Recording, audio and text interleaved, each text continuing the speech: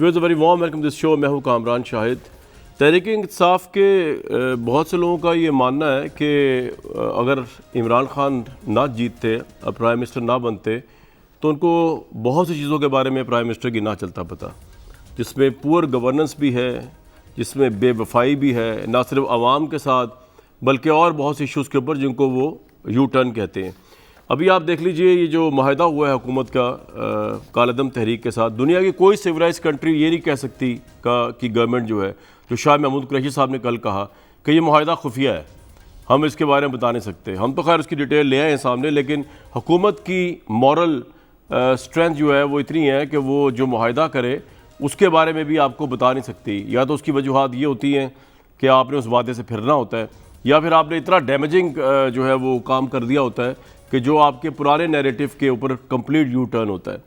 اب حکومت کا جو کالعدم تنظیم سے معاہدہ ہوا اس میں وہ اتنا اہم نہیں ہے. اچھی بات یہ ہے کہ وہ ایگریمنٹ ڈیفیوز ہو گیا اور اب وہ کالعدم تنظیم جو ہے فرانسیسی سفیر کے حوالے سے تمام مطالبات دستبردار ہو گئی ہے، اور گورنمنٹ نے ان کو کہا کہ آپ سیاسی دھارے میں شامل ہو جائیں اور جو ہے وہ سیاسی جماعت اور الیکشنز وغیرہ اس کے اندر ہے. اور سعد رضوی صاحب کے معاملے میں کہا گیا کہ انڈائریکٹلی مبینہ طور پہ کہا گیا کہ ہم پیروی نہیں کریں گے کورٹ کے اندر کیسز کی، وہیں سے ہم کو رہائی ملے گی. پرائم منسٹر نے بڑا اسٹرانگ سٹینڈ لیا ہے. مطلب سمجھ سے باہر ہے کہ اگر آپ نے پیروی بھی نہیں کرنی بادی النظر میں مبینہ طور پر اس کیس میں، تو ہم کو ویسے ہی چھوڑ دیں.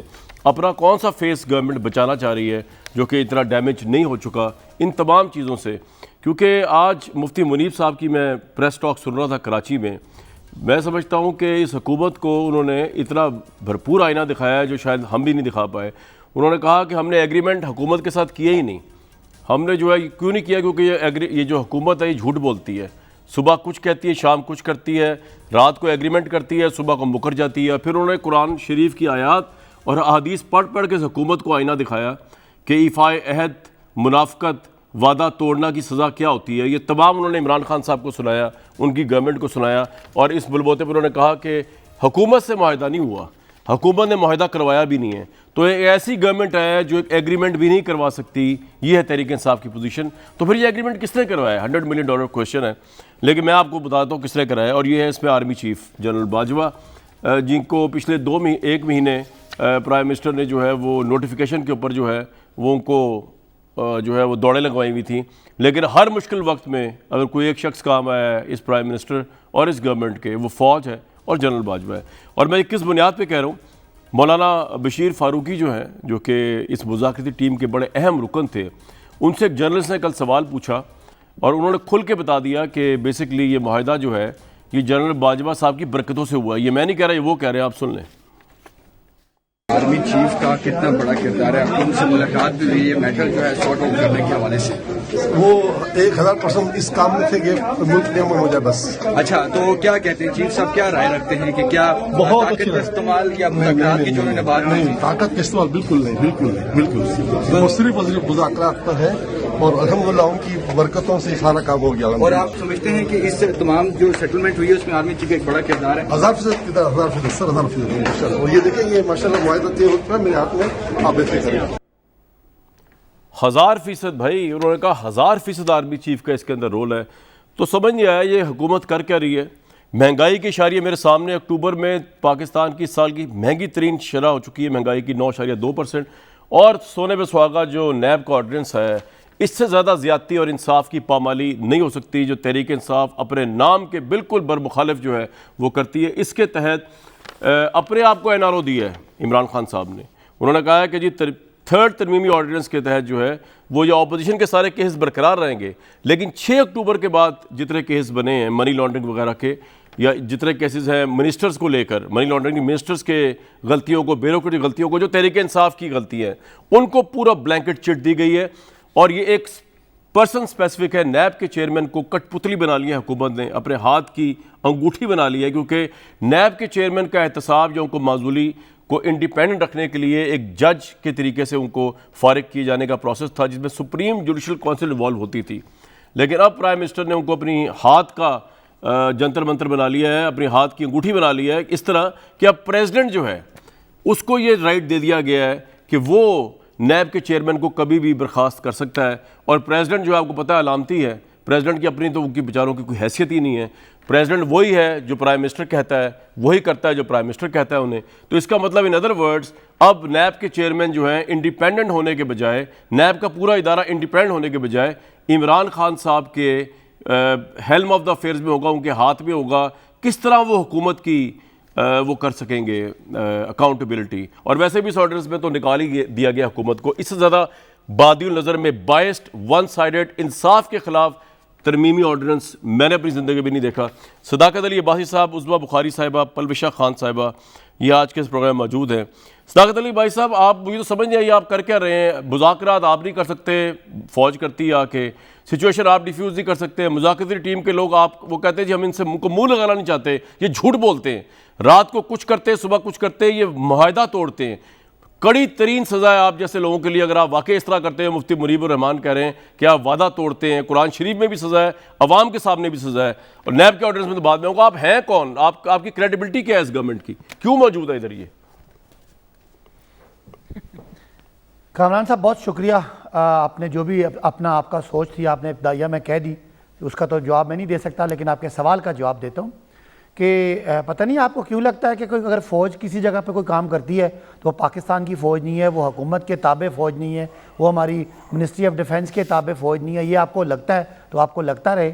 فوج ریاست کا ایک اہم ادارہ ہے, اور حکومت جب کوئی تو منسٹری آف ڈیفنس نے آرڈر کیا جنرل باجوہ کو, جاؤ جا کے مذاکرات کرو, جاؤ, you are at our helm of affairs, you are at our disposal. یہ کہہ رہے ہیں, یہ کلیئر کر دینا کہ آپ کے ماتحت ہے فوج اور انہوں نے اس طرح کیا. سنیں نا سر اگر کسی سیاسی پارٹی سے مذاکرات کرنے ہوں پھر تو آپ اعتراض کر سکتے ہیں.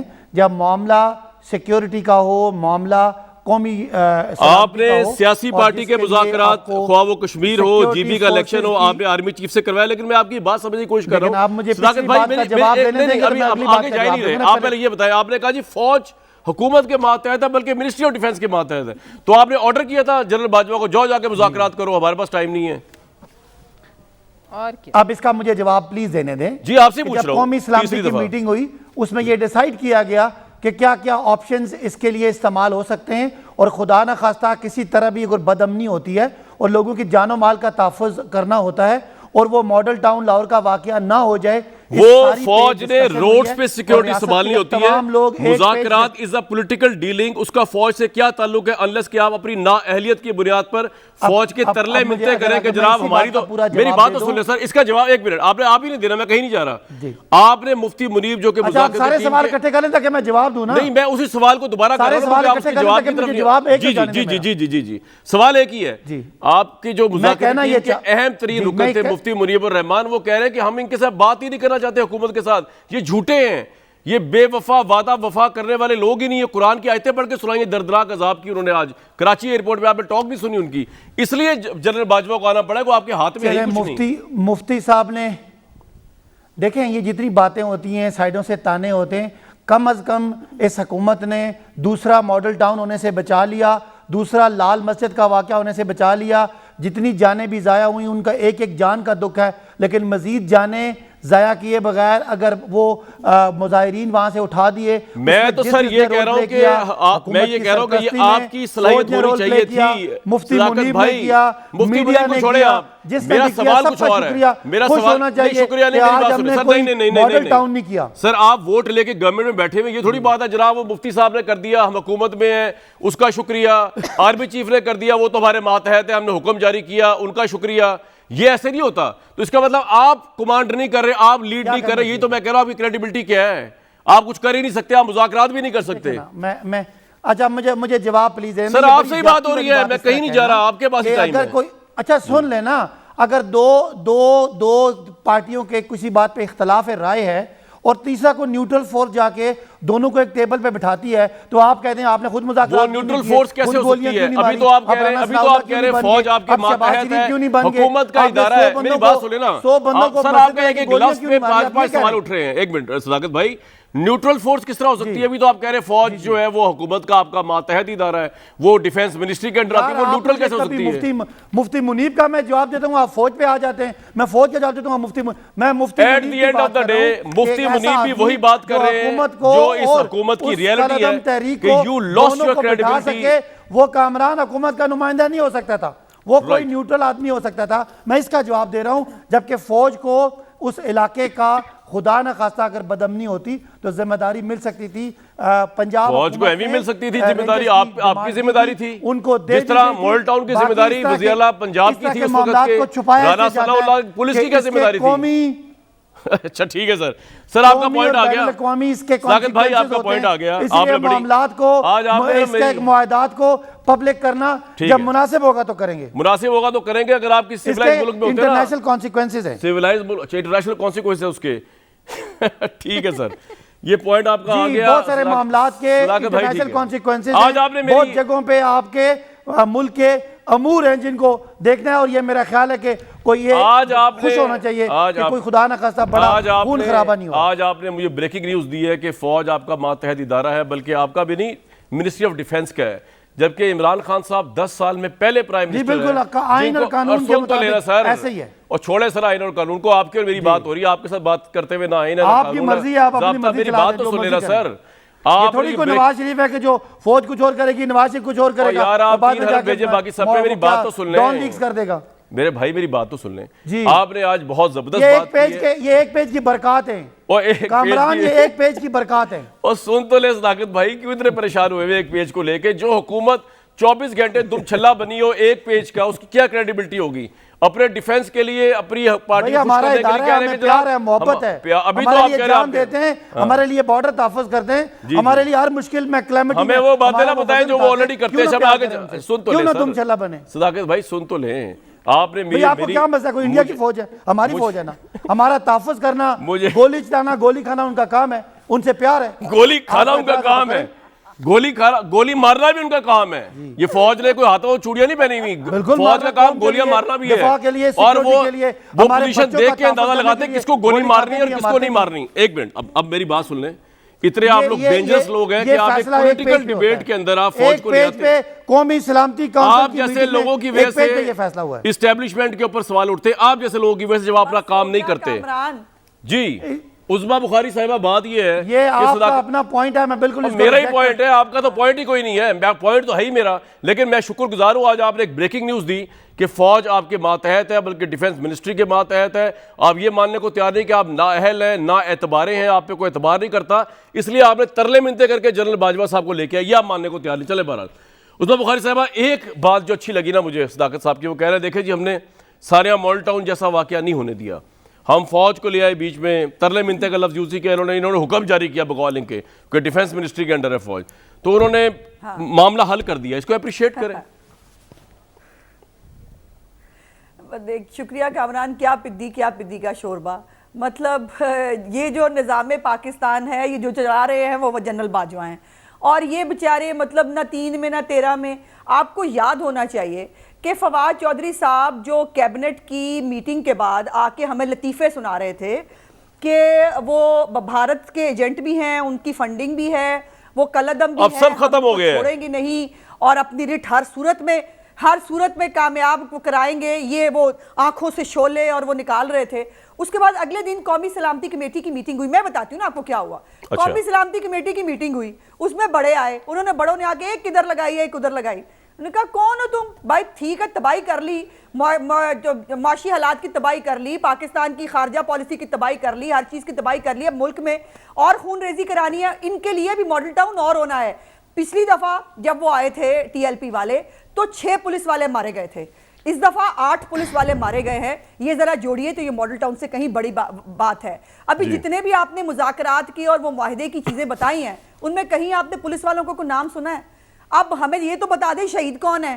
وہ کہتے ہیں ہم بھی شہید ہیں, یہ پولیس والے بھی شہید ہیں, تو شہید ہیں کون؟ یہ آپ وہ ان کو ٹیررسٹ ڈکلیئر کر کے ان کے انڈیا سے لنک جوڑ کے ہمارے پولیس والے مار دیے, سب ختم ہو گیا, اور ایگریمنٹ کو اس لیے خفیہ رکھا گیا کہ شرمندگی نہ ہو اس حکومت کو. یہی تو کہہ رہی ہوں جی, یہی تو میں بتانے کی کوشش کر رہی ہوں کہ قومی سلامتی کمیٹی میں یہ وہ نکاح ہے کہ جب بیڑا گرک کر دیتا ہے, ساری چیزوں کی تباہی بربادی پھیر دیتا ہے, پھر آ کے ابو کی شکل دیکھتا ہے کہ آ کے مجھے سنبھال لیں, تو وہ ان کو کرنا پڑتا ہے. پھر وہ کیا کرے بیچارے, ان کو کرنا پڑتا ہے. اب ظاہر ہے نکے نے جب تباہی بربادی پھیری ہے, نکے کا لاڈلا بہت ہے, اور وہ اس نے جہاں جہاں تباہی کرنی تھی کرنے کے بعد اب یہاں پر जो पूरी लाहौर, देखिए लाहौर की सड़कों पे खून बिखरा, उसके बाद जो जीटी रोड के ऊपर हुआ, इन्होंने हमें, आपको याद होगा फवाद चौधरी ने भी और शहबाज गिल ने भी हमें दिखाई एक फुटेज, खुद उन्होंने जो है वो मैं दिखाई, जिसमें क्लाशनकोफे पकड़ी हुई है, उन्होंने कहा फायरिंग हो रही है। अब मुझे ये बताइए, जिन्होंने क्लाशनकोफे पकड़ी हुई थी, जो कल तक कलअदम थे, जिनको हमने कलअदम नहीं कहा था, आपने कलअदम बताया हमें,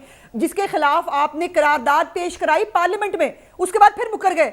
जो आपको याद है ना, अमजद नियाजी ने जब पार्लियामेंट के अंदर जो है वो करारदाद मुकर्रर नहीं है, वो यू टर्न फिलॉसफी है। देखे ना, वो एक प्राइवेट मेंबर थी।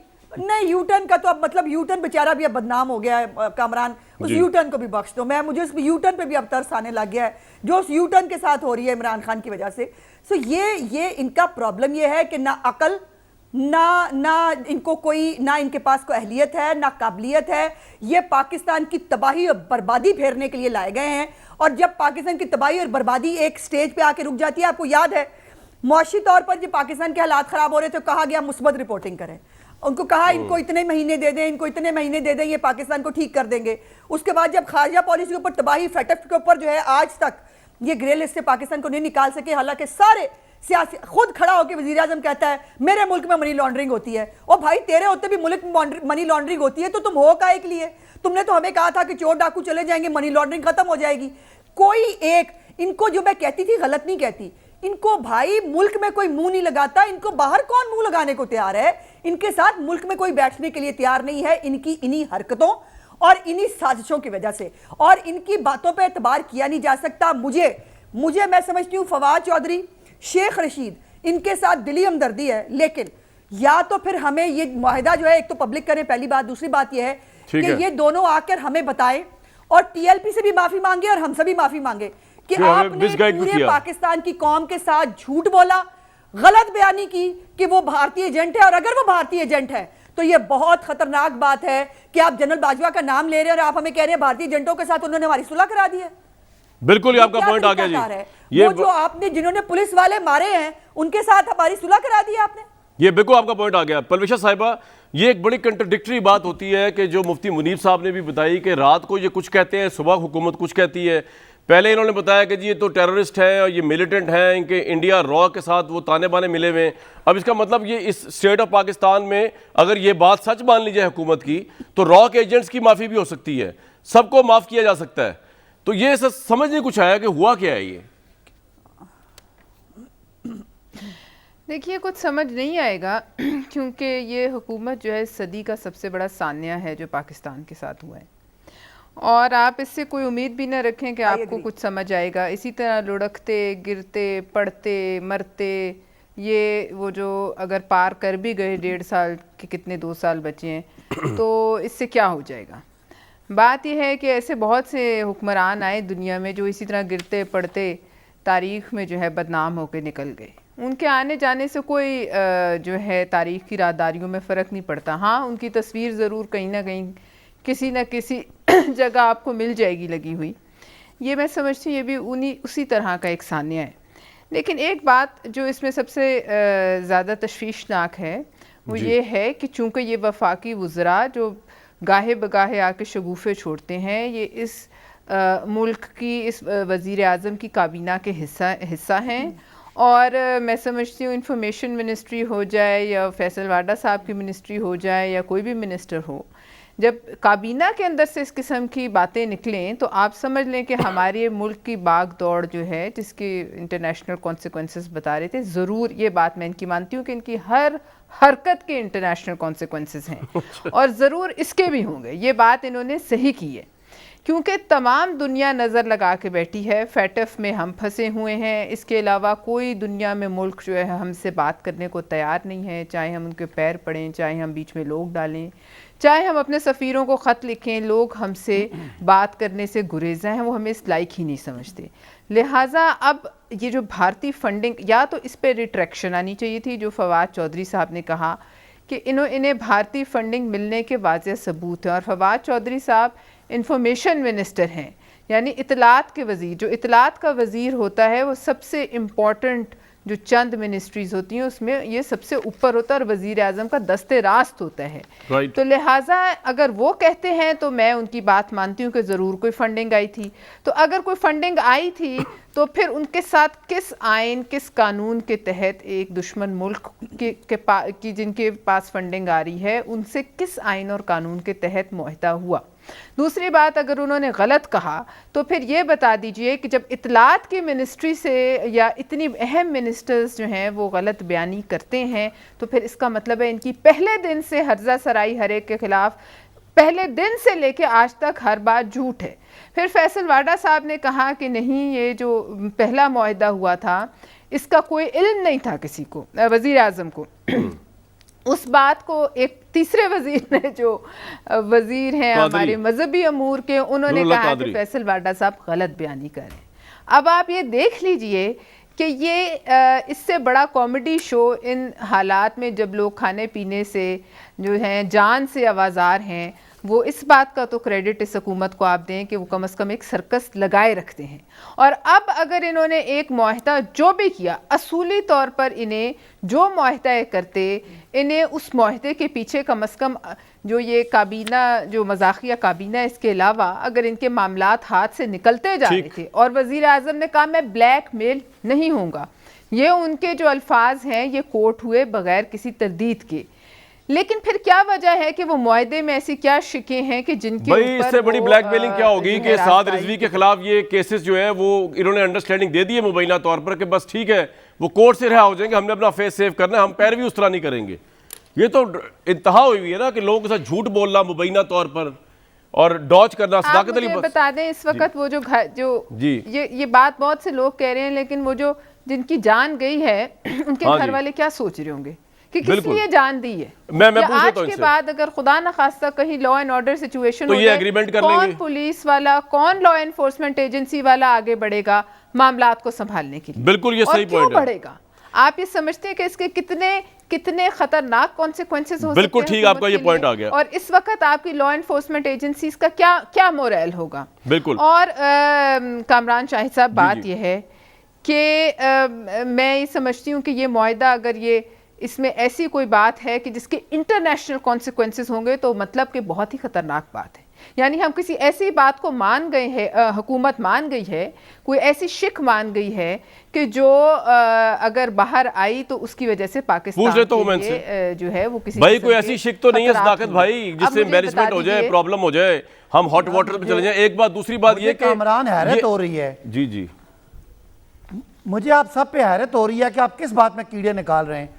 मैं जो एक झूठ के ऊपर अगर खून झूठ पे निकाल रहे हैं कीड़े, झूठ आपके लिए इशू नहीं है। माफिज है, मुझे दुख है, लेकिन एक बड़ा वाकया जिसमें सैकड़ों लोग हजारों लोग, अगर वो क्लैश होना था, उस क्लैश को बचाने की मुझे समझ नहीं आ रही कि आप लोग क्या बातें कर रहे हैं। नहीं आपसे ये पूछा जा रहा है, मेरी बात सुने, हमने कभी इस तंजीम को ये नहीं कहा कि भारतीय एजेंट है। मेरी बात तो सुने ना सर, आप क्या मैं आपको समझाने की कोशिश करता हूं, मेरी बात सुने। उनसे पूछें, इन्होंने सूफी मोहम्मद से बात तो सुने ना, वो ठीक था पीपल्स सर मैं आपको समझाऊं तो सही, क्या बात क्या हो रही है। बात ये हो रही है, हमने तो कभी नहीं कहा पाकिस्तान की ये तंजीम है, ये मजहबी तंजीम जो है भारतीय एजेंट है। आपने कहा, आपने झूठ बोला था, और अगर आपने झूठ नहीं बोला था तो ये आप भारतीय एजेंटों के साथ आपको किसने मैंडेट दिया जी? आप एग्रीमेंट करते फिर इतने आप झुक गए हैं, इतने आप कमजोर हैं कि इनको फेंटा नहीं करा सकते आपको जो भारतीय एजेंट्स हैं, और इस मुल्क के अंदर जो है बदमनी कर रहे हैं, पाकिस्तान की पुलिस को शहीद कर रहे हैं। ये आपकी कमजोरी है, कचफहमी है, झूठ है, क्या है बताएं? आपसे पूछ रहा हूं जो आपको समझ नहीं आ रही बात। जिस तरह आप खवातीन को मौका देते हैं अनइंटरप्टेड, सर आप हुकूमत है ना, अगर ये हुकूमत होती मैं इनको बोलने ना देता इन दोनों को। मुझे समझ नहीं आ रही जी कि पीपल्स पार्टी वाले बातें कर रहे हैं जिन्होंने सूफी मोहम्मद जो पाकिस्तान के आइन को नहीं मानता था, पाकिस्तान की रियासत सर आप पिछले चले गए, वो तो इमरान खान ने भी उसको सपोर्ट किया था। यार मैं इसका पूछ रहा हूं आपसे। नहीं सर नहीं, आप इसमें जवाब देना छोड़े, उनके पास लंबी डिबेट पे चले गए आपने खुद। जी मैं आपको बताना चाह रहा हूं कि जब इस तरह की अमन और अमान का मसला हो, जब लोगों की जानों का खतरा हो, मैं कहता हूं एक जान भी गई, मुझे इंडियन एजेंटों के आगे झुक जाना चाहिए और चली जाती, रॉ वालों के आगे झुक जाए पाकिस्तान। आप कह रहे हैं वहां पे क्यों गई, आप वहां कह रहे हैं मुफ्ती मुनीब वहां पे क्यों गए, आप ये नहीं कह रहे। हम तो ये नहीं कह रहे, कुछ भी हुआ हम तो ये नहीं कह रहे, वो बता रहे हैं कि आपके साथ वो बात करने को तैयार नहीं, आप झूठ बोलते हैं बकौल मुफ्ती मुनीब के। آپ چاہتے ہیں کہ سب لوگ رانا ثناءاللہ کی طرح مونچھوں کو تاؤ دے کے جا کے لوگوں پہ فائرنگ کر دیں؟ رائٹ نہیں جی نہیں، آپ گھٹنے ٹیکے انڈین ایجنٹوں کے آگے، آپ گھٹنے ٹیکے، میں ایک بریک لوں گا، آپ گھٹنے ٹیکے نہیں ہوتا نہیں، آپ نے بھائی اگر اپنی مذہبی تنظیم ہے، میری بات سنیں، 6 دفعہ آئے کیا مسلم لیگ نون نے، کیا مسلم لیگ نون نے فیض آباد میں معاہدہ یار یہ تو ہے ہی برے لوگ بقول آپ کے، میں آپ سے بات کر رہا ہوں، بریک لینے کے لیے جاؤں گا میں، بریک لینے کے لیے جاؤں گا میں، ان کی بات دیکھیں نا، یہ کوئی ڈیفنس نہیں یار صداقت بھائی، آئی ایم سوری ٹو سے کہ آپ اب ان کی امبریلا کے نیچے خود چھپنے کی کوشش کر رہے ہیں، یہ بھی لمحہ فکری ہے تحریک انصاف کے لیے کہ نون لیگ اور پیپلز پارٹی کے امبریلا کو شیلڈ بنایا ہوا ہے، لیکن سوال یہ ہے کہ اگر یہ ٹیررسٹ نہیں تھے، یہ انڈین ملٹری، تو آپ معافی تو مانگ لیں کہ ہم نے جھوٹ بولا قوم سے، ختم ہو جاتی بات۔ لیکن یہ نیب کا جو قانون ہے یہ انصاف کی دھجیاں اڑاتا ہے، ترمیمی آرڈیننس تیسرا، اس پہ بھی ذرا پوچھیں گے صداقت صاحب کی کیا رائے ہے، اور مہنگائی نے خود طوفان کھڑا کیا ہوا ہے، اس حکومت کے پلے کچھ ہے بھی یا نہیں عوام کو دینے کے لیے، ایک بریک کے بعد۔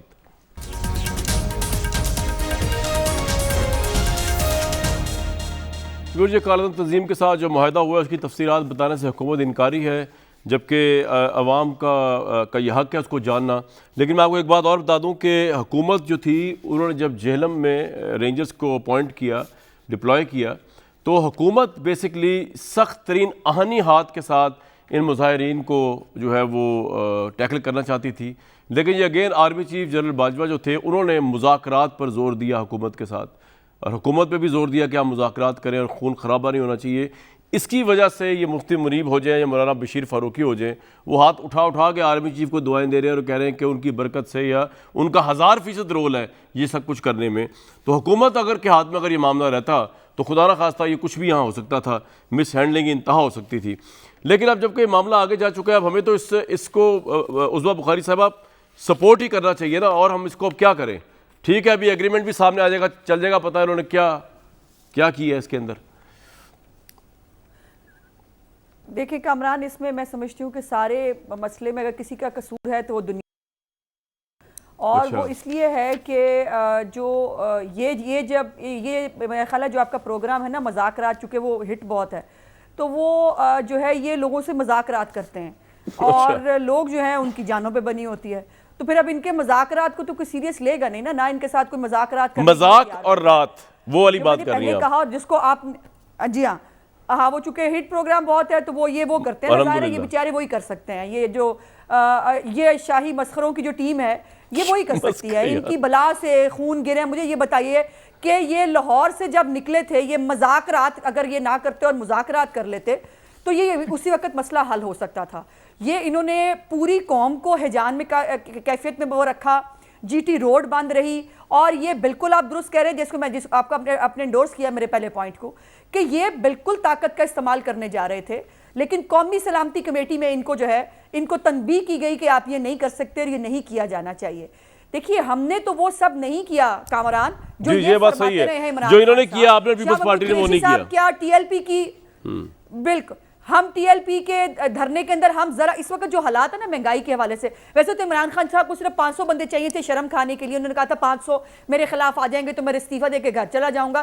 اس وقت گلی گلی محلے محلے عمران خان کی مہنگائی کے اوپر جو ہے وہ لوگ سڑکوں پر ہے، لیکن نہیں، ظاہر ہے ان کا لینا دینا نہیں کوئی ان معاملات سے، اور وہ جو ہے یہ بھی نہیں کر سکتے، اور آپ کو جو ہے معاملات کو دیکھنے کی سینس بھی آپ کے اندر نہیں ہے۔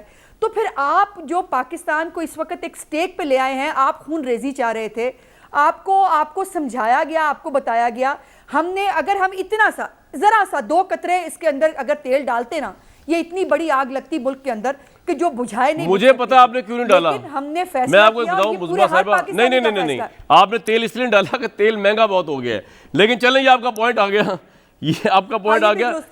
ہاں جی یہ بھی درست ہے، میں صرف وائنڈ اپ کر دوں یہ کہتے ہوئے کہ پاکستان ہم سب کا پاکستان ہے، ان کھلنڈروں کے ہاتھ میں جو پاکستان کی تباہی بربادی ہو گئی ہے، اس کے اوپر پھر بھی چاہتے نہ چاہتے اس حکومت کو جو ہے ان معاملات میں اپنے ملک کو بچانے کے لیے سپورٹ کرنا پڑے۔ ہم نے اس کے اوپر سیاست نہیں کی، ہم دھرنوں میں نہیں گئے، ہم نے کھانے نہیں بھیجے، ہم نے سپورٹ فراہم نہیں کی، ہم نے نہیں کہا ہمارے ورکر جانے کے لیے مچل رہے ہیں، ہم نے آگ لگا دو، جلا دو، گرا دو پارلیمنٹ کو، وہ حملہ کر دو، ہم نے یہ نہیں کرایا۔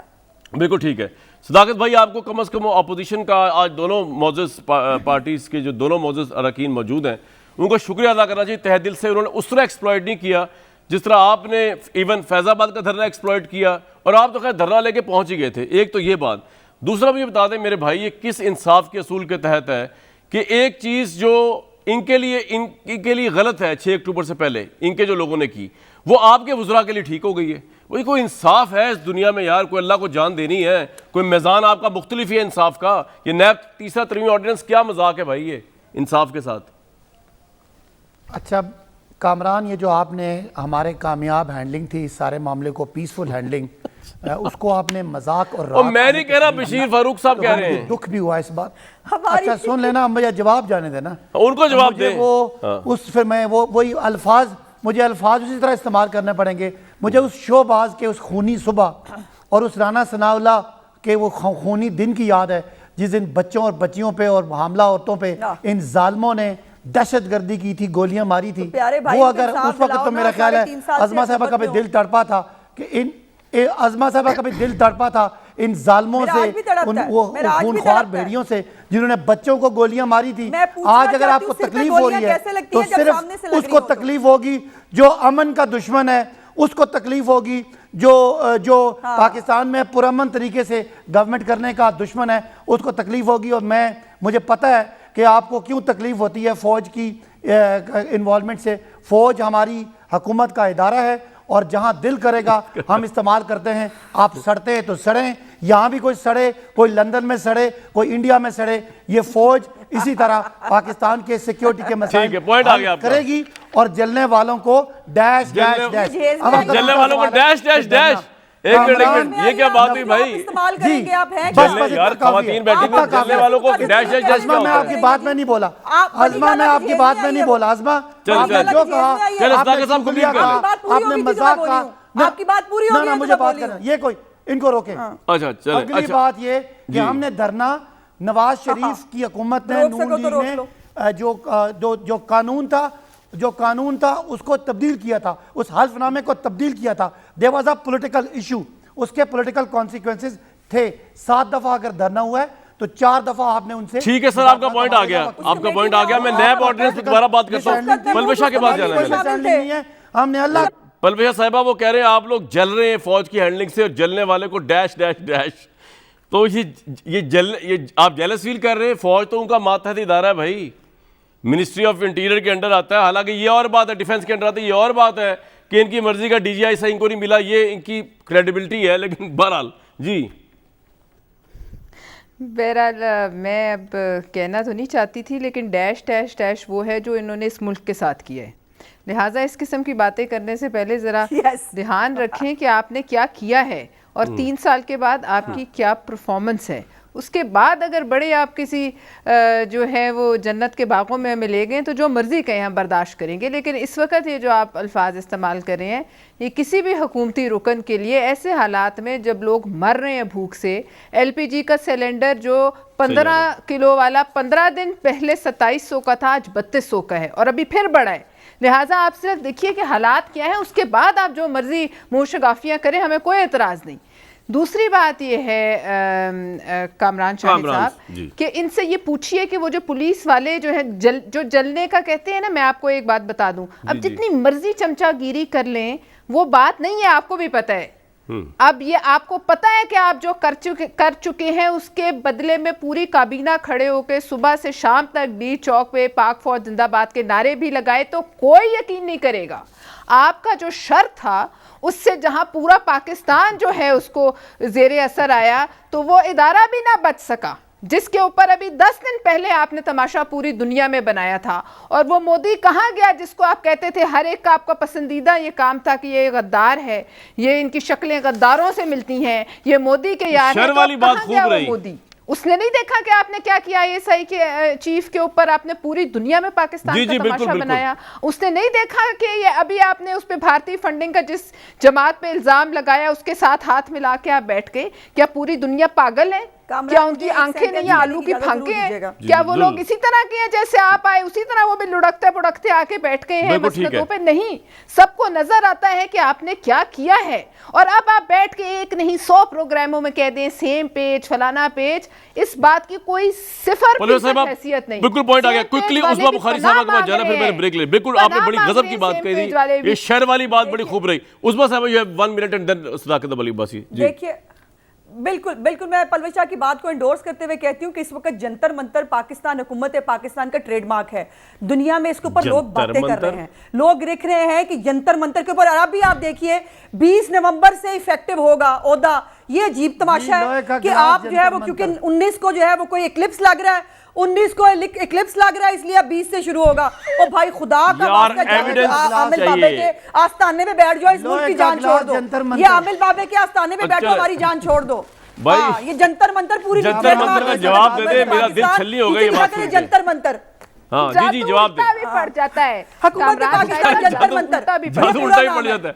कई दफा भाई जादू कौन कर रहा है इधर? सदाकत साहब, पाकिस्तान के नीचे मैंने सदाकत भाई एक मिनट, सदाकत भाई आप जादूगर तो नहीं है? जी जी, ये खवातीन आपको देख देख के जंतर मंतर कह रही हैं जी।